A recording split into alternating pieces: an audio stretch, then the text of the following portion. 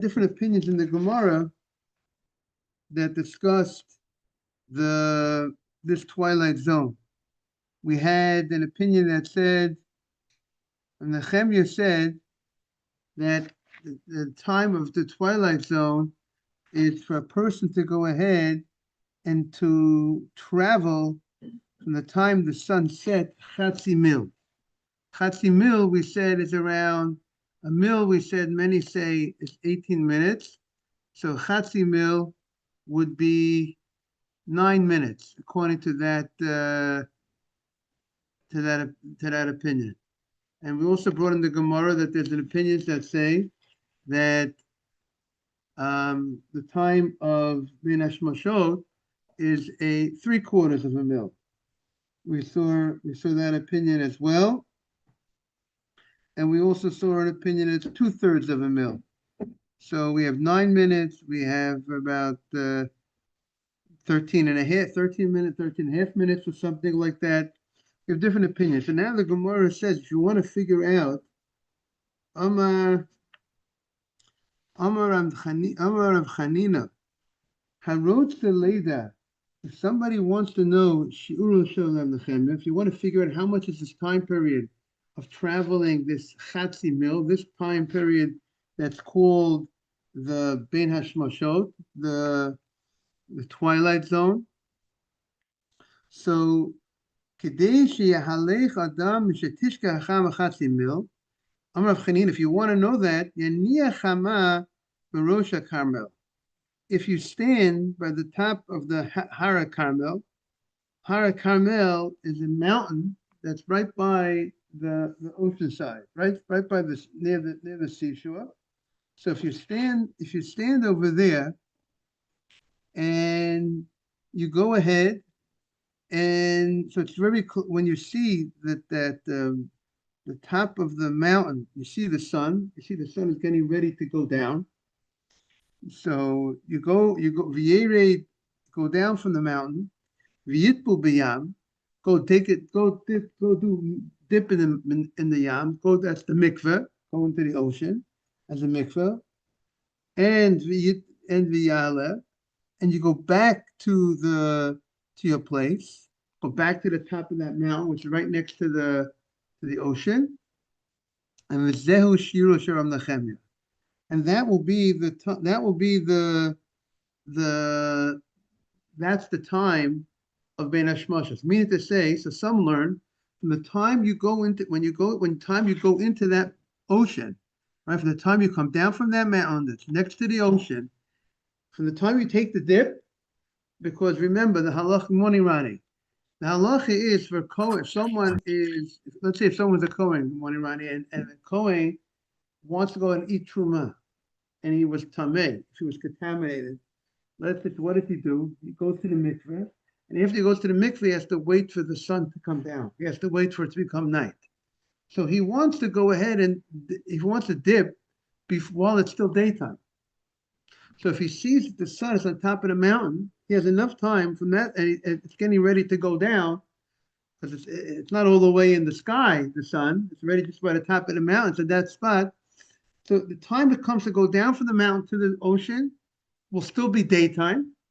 So we're able to get in his dip while it's still morning Avraham. We'll get in his mikveh while it's still day. Then when he comes out of the mikveh, that time already about that time will start the twilight zone. And then for him to go back up to the mountain, that part where he was before by that mountain of Hara Carmel, by the time he gets up there to his original spot, that already will be nighttime. So that would be obviously we're talking about a guy that's on the move, not a guy that's going 2 miles an hour, going up the mountain and going down the mountain. So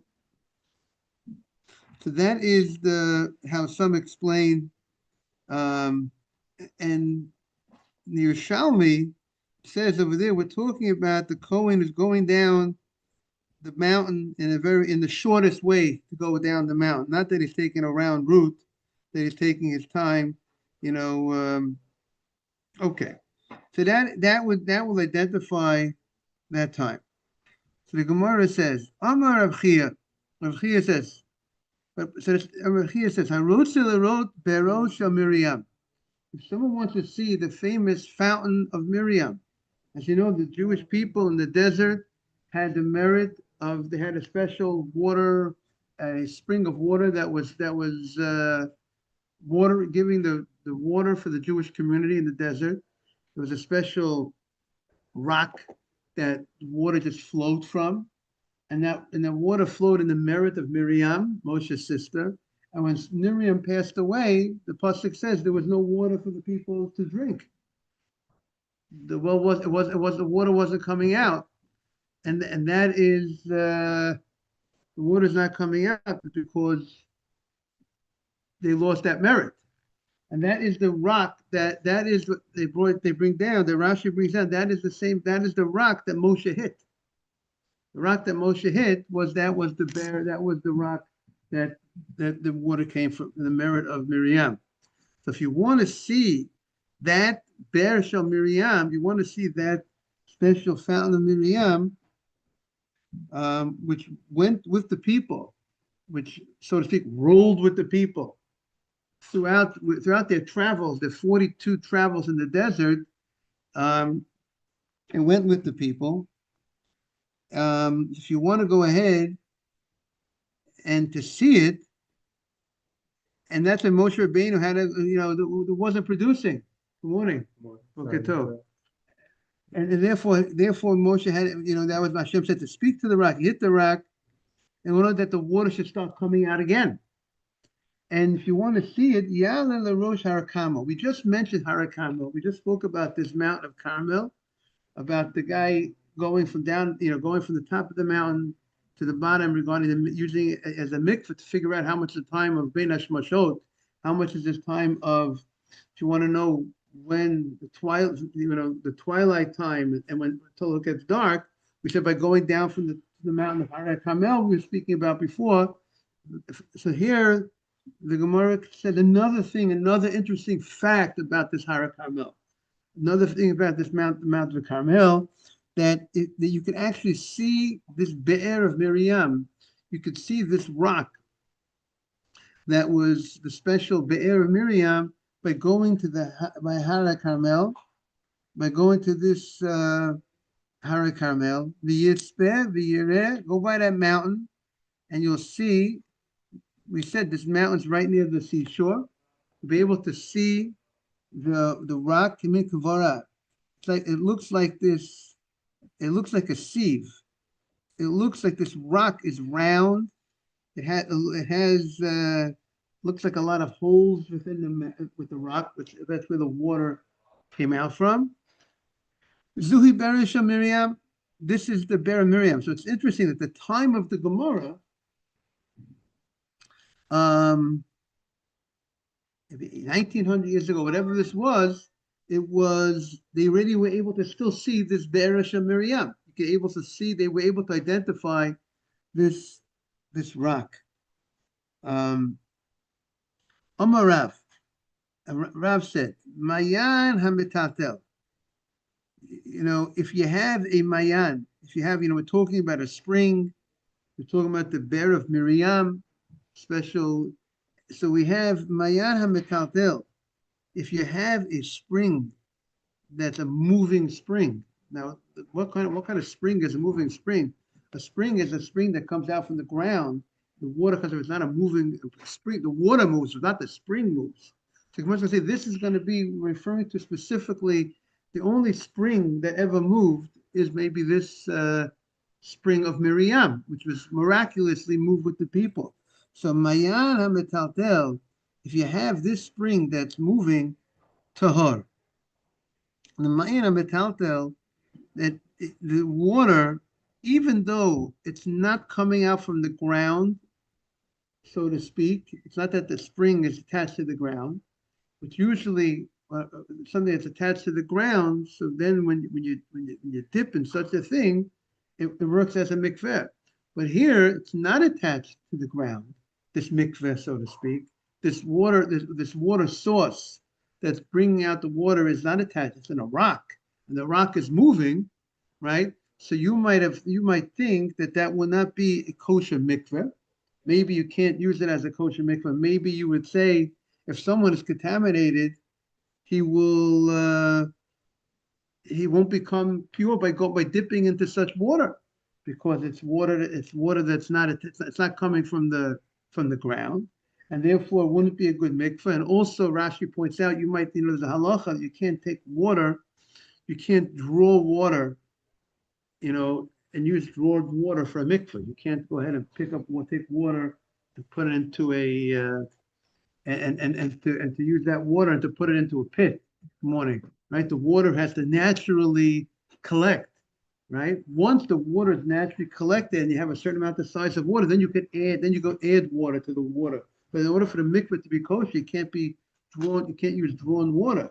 So this water, being that it's not coming from, it's coming out from the rock, which is moving, you might think it's like drawn water. Um, you might think it's like a utensil. Rashi says you don't look at it, you don't look at this rock like a utensil, right? A utensil that you pick up, that you draw water with, and you can't use that as a mikvah. So the chidush is here that the water that comes out from this mayan, from this bear of Miriam, is not considered detached. We look at it as if it's attached to the ground, even though um, this rock is moving, but still the water, we still say you could go ahead and we treat it like dipping, dipping in water that's actually on the ground. What'd you say? So it says it looks like a large rock, like a large sieve. So it seems it's how big is this rock? It's a rock that's round, that looks like a sieve, like a round sieve, and it works like any spring that's attached to the ground. And That doesn't appear in Islam, like there's many types of, there's six types of supposedly natural things that you can like do some types of clothes, police, right. and this one is not mentioned in the Mishnah. I wonder what is the diun in the poskim to say how much is the godel, because you have a mikveh needs to be a paisa depending where it comes from. From Mayan, it's different. So Mayan is different. In mikveh, So I wonder what is the godel, what is the minimum that has to be the rock of Miriam, because it doesn't appear in the Mishnah. What is the only in the poskim? Okay, but meanwhile, we're treating it like a mayan. It seems like we're treating it like a fountain, which doesn't need this 40 saw, because it doesn't need this amount of water. And by the way, this is the only, maybe why the Mishnah is not going to talk about it, but this is the only phenomenon that we have like this. That's the only mayan, it's the only spring that's a moving, that's detached a little bit from it's on the move. It's a mobile spring. So therefore, it's a chidush, that we look at this as that it could be kosher serve as a mikvah. V'zehu beriyah shel Miriam, and this is we consider this is the fountain of Miriam. We're on 35A2. Okay, on the right side. Okay. Amar Rabbi Yehuda, Amar Shmuel. Rabbi Yehuda says in the name of Shmuel, Bein Hashmashot the Rabbi Yehuda. The Bein Hashmashot of Rabbi Yehuda, we had a machlukas before in the Gemara, and what's called the Bein between Rabbah and Rabbi Yosef. In what is the duration of the time of Bein Hashmashot of Rabbi Yehuda? Rabbi Yehuda said that when it becomes, we had a machluket. What is the Bein Hashmashot? Is it Let's see the language over here in the Gemara. We had Ben Rabbi Yehuda, Rabbi Rabbi Yosef. Rabbi Yosef said, one said it was 2/3 of a meal. One said it was, let's see, Rabbi Yosef. One said it was three quarters of a meal, which let's say is 3/4 of a meal. Good morning. It's like 13 and a half or so minutes. And one said it's 9 minutes. So there's an argument exactly how long is this Ben Hashmashot? How long is this twilight time between day and between night? So now the Gemara says, now Ben Hashmosh Rabbi Yehuda, when it's Ben Hashmashot, according to Rabbi Yehuda, this twilight zone, good morning, Mazel Tov again. Beautiful yesterday. And that time, that twilight zone, Kohanim Tovlim Bo. The Kohanim are allowed to go to the mikveh during that time period. Now, the Gemara is going to clarify what's going on over here. Let's explain, give a little background. We said if someone became tameh, he touched a dead carcass, it wasn't slaughtered, right? A dead animal wasn't slaughtered, become tameh. Now, if you want to become tahor, you want to become pure, you got to go to the mikveh. A kohen, when he's tameh, he can't eat. He's allowed to touch a dead animal. He's not allowed to touch a dead body. Can't be in the room with a dead body, but he's allowed to touch a dead animal. But he becomes tameh. But now that he's in the state of contamination, he can't eat truma. So what does he do to remove that status of contamination? Or if he was with his wife, he was intimate with his wife, morning he became contaminated. Now he goes to the mikveh. Then he waits till evening, but he has to go to the mikveh by day, and he has to wait till the sun to set. The night has to come after he goes to the mikveh. If the way today, the women they go to the mikveh at night. That's when they go to the mikveh. But we're talking about the kohanim with the truma. So what do they do with the truma? They would go to the mikveh, and then they would wait to Herev Shemesh, till the sun goes down until it gets dark. But if they go to the mikveh at night to remove the contamination, they have to wait till the next day for the sun to come down. Okay, so you want to get in the mikveh during the day, and then after they go to the mikveh during the day, the sun goes down, he's good. Then he waits till the evening. That's what. So the language of the Gemara is that he could go he could go on twilight. But now the obvious Gemara is going to say, how could that be? How could you go on twilight? Because twilight might be night. So you shouldn't be able to go twilight. Morning, Morris. Sorry, I didn't say hello before.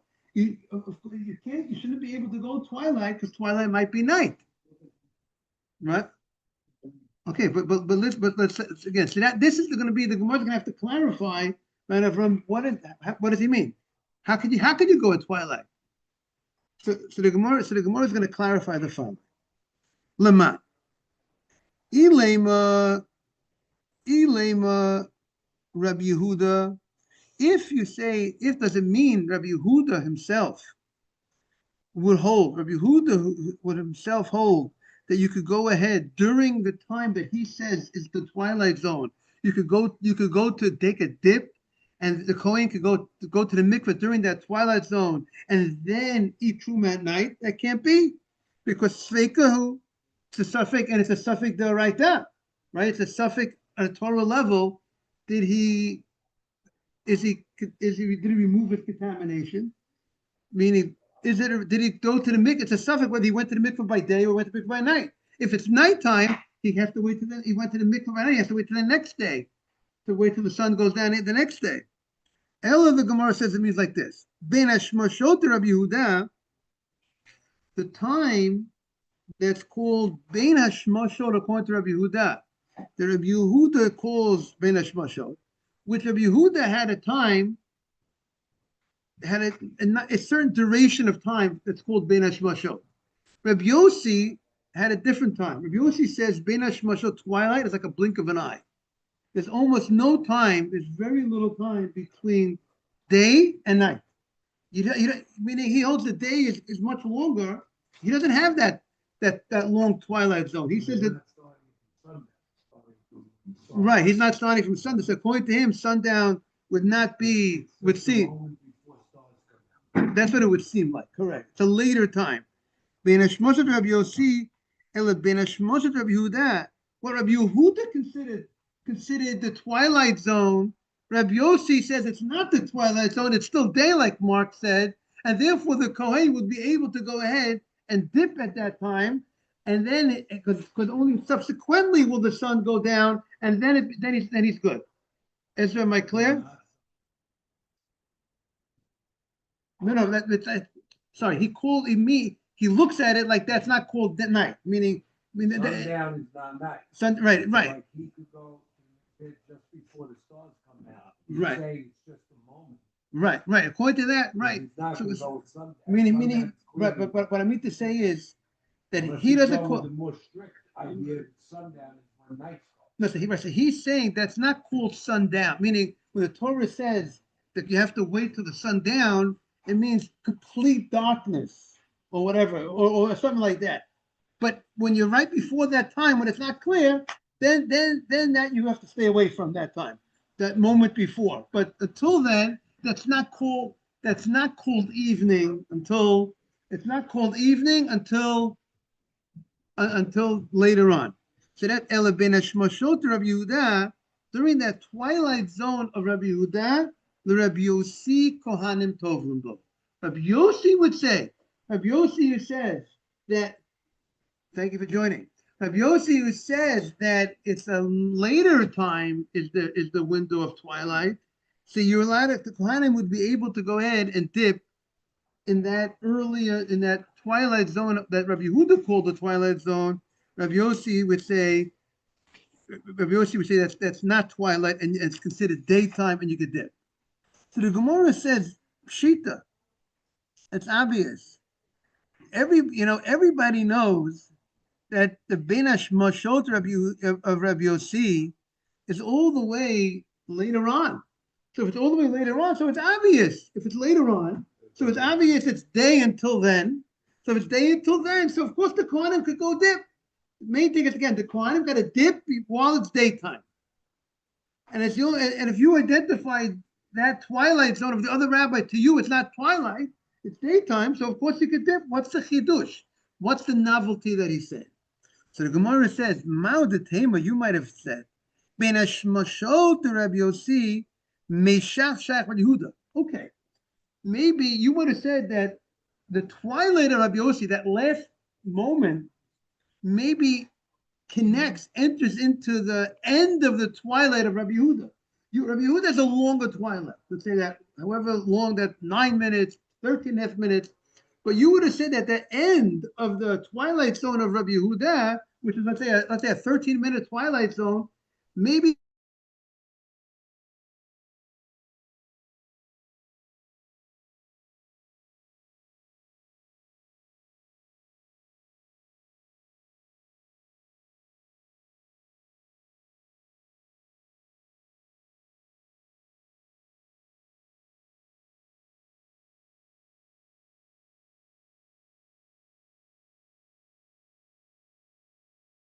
when the other twilight zone is over, it's not when the other rabbi holds its night, he holds its twilight. Let's see what the Gemara says.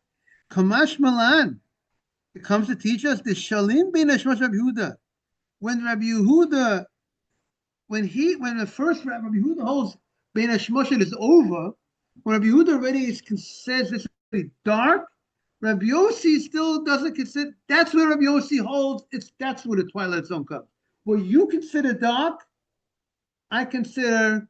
So he's already into the next day. Rabbi Yehuda, right. Rabbi Yehuda counts this. Rabbi Yehuda as the next night.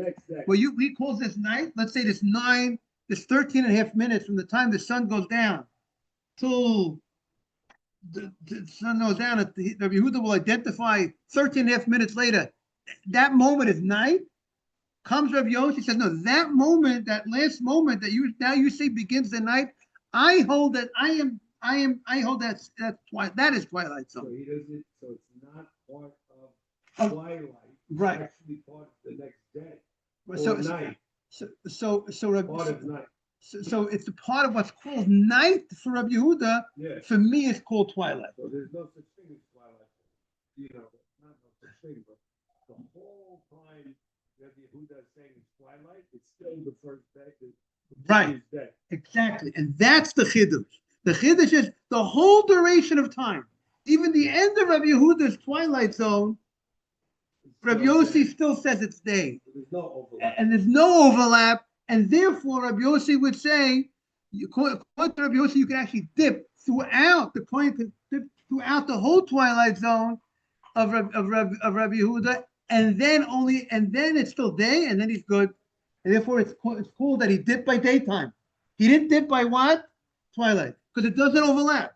The twilight of Rabbi Yehuda, Rabbi Yossi holds that the whole thing is daytime, and if the whole thing is daytime, the Kohen went to the mikveh by day. Kohen went to the mikveh by day. Yehuda takes it to Kohanim or before. Okay, so so here we're going to discuss maybe tomorrow about, we know about stars, and here we spoke about, we didn't speak about stars yet. We spoke about 3/4 of a mil After sundown. after sundown. But what happens then, we didn't say. We only said that 3/4 of a mil after sundown. Is it dark? That's called night. That's One called star, night. 3 Right, we're stars, gonna get that. It's coming up later, but that's called night. That's called night. The whole duration of And how does this fall into Shabbat? so what's called the twilight of Shabbat? You can't do work. When can't you start doing work? So when the sun goes down, that's called the twilight zone. That's Shkia, what we call sunset. You can't do work. Now we're going to discuss, but how long is that? For how long is We said to get a month of Shabbat. so? Yeah, so that's coming up, Mark. We're going to talk about Truma Shabbat coming up. Okay, want to wish everyone a beautiful day. We continue tomorrow. You would have to take the stringent. Thank you so much. You would have to take the stringent. Thank you, Rabbi. Morning, you have to be. You can't do work once the sun goes there. They hold that if home is like the boot then it's still not Shabbat, or that's okay for Right, but not for Shabbat. Right. So even though Rabbi Yossi would allow the Truma, because he holds the whole thing is daytime, we don't. We don't agree with. We have to be strict, and therefore we don't consider that daytime. I'm saying, According to Rabbi Yossi, yeah, according to Rabbi Yossi, he holds it day. not Shabbat. It's not Shabbat. Shabbat is still work until Until the Ben Mashud is over of Rabbi Yehuda, that begins his Ben Mashud. He has time, right? And we're going to see more about that. But when does the date? Right. Have a great day. Thank you, Rabbi.